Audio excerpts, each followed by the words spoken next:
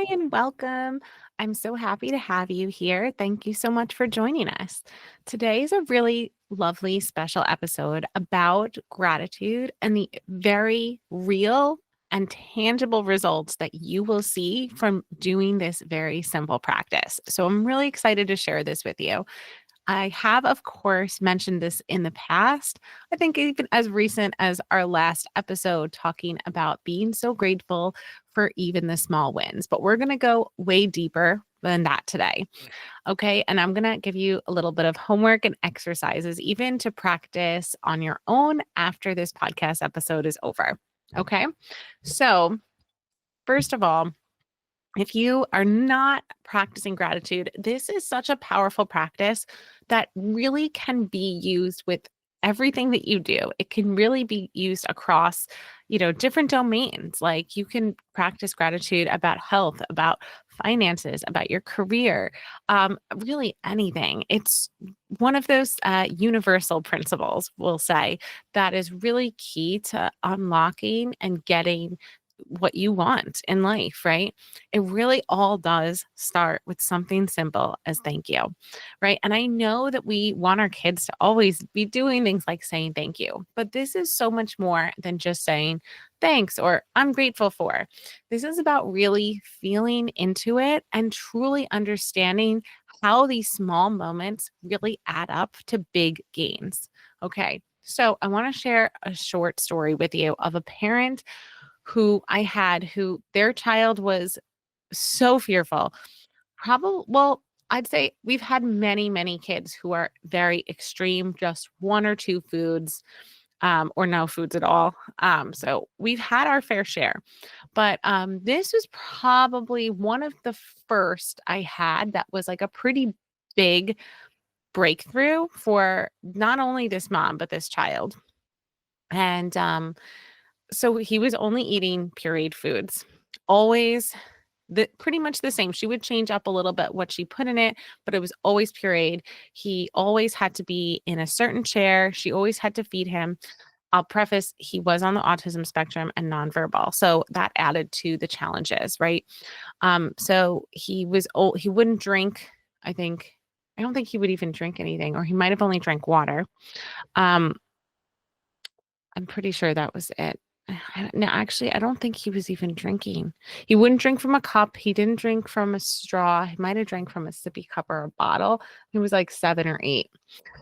So really, it was just really challenging. Mom was super stressed, but I did really want to instill in her about being grateful for all of those baby steps. So one of the first breakthroughs we had was that he started to drink from an open cup. That was like our first thing is we were drinking water from an open cup, which was so huge. But even the fact that he was bringing the cup to his mouth, I found to be incredible. Like, because it was always, he didn't want to touch anything. People had to bring it to him. So just the fact that he was comfortable now picking up that cup and bringing it to his own mouth was such a big win. And mom got very excited about this. And, you know, even though it's really easy to, and quick to say, well, yeah, that's great, but like I really encourage you not to say that but because this is what she did and I quickly corrected her. So she was like, "Well, that's great, but he that he still isn't drinking enough to, have those regular bowel movements or whatever it was." And I was saying, yes, we can't say the but though. We have to just say, I'm so grateful that he's finally bringing the cup to his mouth and drinking on his own, right? And I just kept saying, even if that's the only thing he does this week, I just want you to keep saying that every single day. Okay. So she did what I asked her to do. And she, every day, so the next time I saw her, I remember her saying, it was so weird because I honestly didn't think like I didn't really feel grateful for it. I was just saying it because you told me to. But as the week went on, I actually started to feel grateful for it. And she actually said that she tried to put a straw near his mouth and he allowed the straw near his mouth. And she said, ordinarily, I wouldn't really have thought much of it, but the fact that he even let me put the straw near his mouth was a big deal. So, right. So she started to see, and we both did, we started to see him make progress pretty quickly, not super fast, but he was compared to 7 years of no progress, right? We were pretty much every session seeing bigger gains and more things to celebrate, right? So that's just a small example of the power of gratitude, right? Because if she was constantly focusing on the negative, she was just going to have more negative things to see. Okay. So that is part of the science of gratitude, I'll say. So that's a good segue into that. So there is actual science about how gratitude does affect our brain. Okay. So it does rewire our brain. It helps lower cortisol levels. It increases our resilience. It improves our mental health. It also, what was really interesting is actually what happens in a very specific part of your brain. So it activates the brain's reward centers, particularly in the prefrontal cortex. Okay. So, and what's in the prefrontal cortex? What's that responsible for? Well, it is planning and goal oriented, long term behaviors. So, what is our goal? We have to plan for those goals, and they're usually long term goals. So, that specific area of the brain is activated when we're in gratitude. Okay, so there is like this sort of connection here between the two. It also that helps, it helps us to stay focused on what we want, and definitely more motivated, which is really cool. And if you know anything about the law of attraction, this is a key foundational principle of the law of attraction, right? Which suggests that focusing on abundance will bring more abundance. And if you focus on the abundance of your child's baby steps in eating, you're going to get more of that. You're going to get more progress, right? So, she was starting to see him take those sips. And before you know it, he was drinking out of a straw. It really wasn't more than another week or two before we saw that too. So we went from not drinking anything from a cup or a straw to, in just a week or two, drinking from a cup and a straw, right? So that opened her up to, okay, well, I can send him to school with a juice box. He started drinking different flavors. We added different flavors to water. He had a little bit of juice. And again, not that juice is a health food, but we were increasing his flexibility. We were making him feel safe. We were decreasing the stress around something new and novel. And that led to him getting gains in putting new foods in his mouth and not freaking out about it, right? Because he was becoming more flexible. So it all starts with those small gratitude for all of the little wins. Okay. So I'm going to give you a quick exercise. I want you to pause and think of one positive moment you can remember from this week. Think of one. And if you're really struggling, you can do this after the podcast as well. Try to think of one thing. You might have to go back a few days. And if you're like, absolutely not, every single mealtime has been completely horrible. I hear you. Like, I do get that. Um, but was there maybe even one time where they sat next to you, they saw you put something new in your mouth, or they walked into maybe a restaurant or a bakery and said, "Oh, it smells good in here," where maybe normally they wouldn't have said that. Um, it's about the small wins and retraining your brain to see the small wins, right? If you're constantly trained to look for the bad and complain about what's not happening and the lack of progress, right? You have to retrain your brain to see the good and because that's what's going to happen. So when you start to retrain your brain, you start to saying things like, I'm grateful for over and over, you will start to believe it and you will start to see things to be grateful for because that's how our brain works. It starts to filter out things like if you think that complaining is important or focusing on the negatives is important, your brain will say, okay, I need to find more negatives to focus on.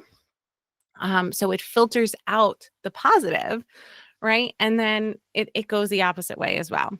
It's the same like if you say, okay, I want you, I don't know if this has ever happened to you.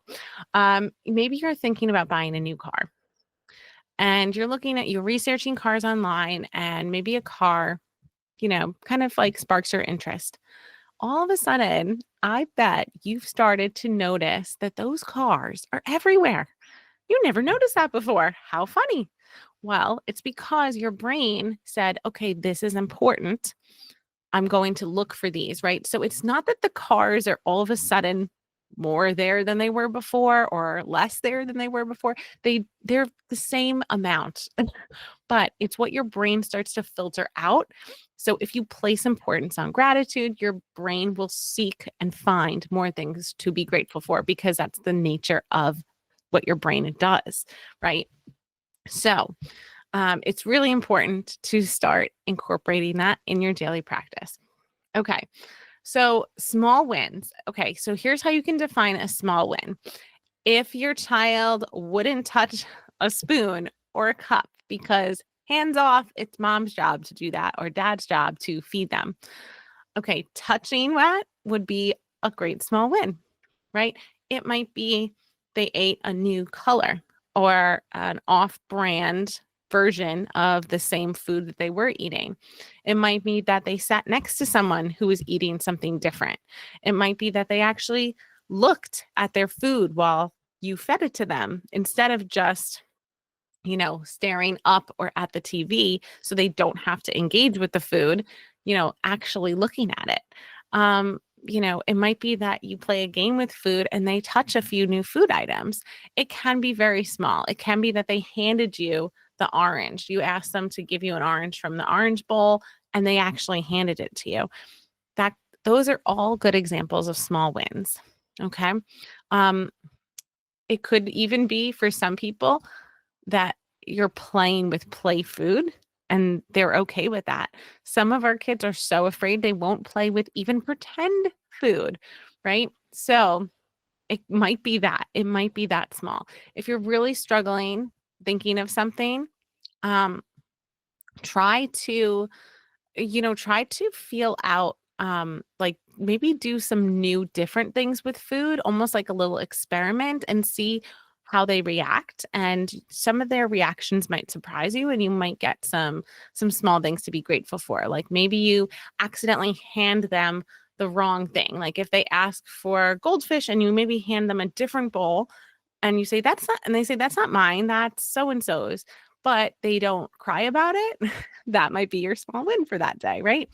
Um, so in early intervention, we call that gentle sabotage, where you're like intentionally doing something like unexpected or to block them in some way so that they have to communicate with you. Same kind of idea for this. Okay. Um, let's see what else. Other suggestions are maybe a journal or keeping a notepad on your phone, just opening up that notepad and every day just jotting down, or when something happens, jotting it down right away on your phone, or you could even speak it into your phone. Hey, Siri, can you add to my list that Johnny actually touched a different color goldfish today? Right. So maybe making a list, you can enlist your AI assistant to add it to for you. If it's just sometimes life's a little too chaotic. So those things are super helpful to remind you. And maybe you want to also say, hey, Siri, remind me at the end of the day, the list of all of the good things that happened, and that would be like a really nice way to end your day. Okay.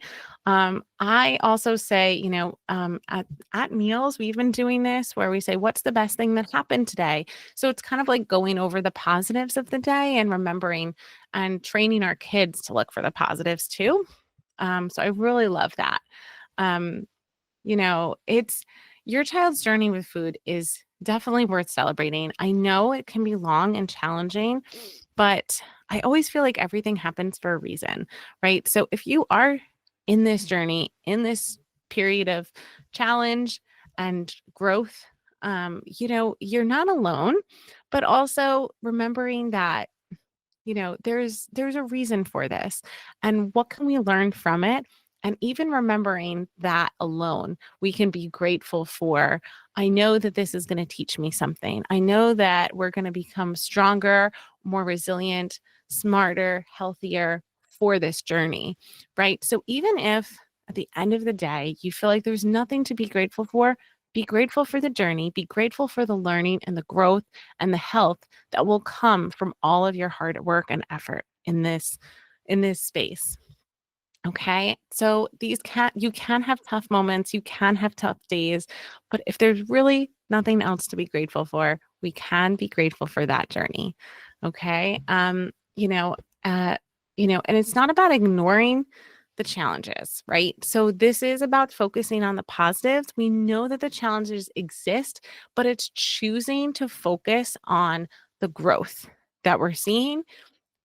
It's that growth mindset that we're trying to foster. We already know there's challenges there. We don't need to bring more attention and focus to the challenges than we already have.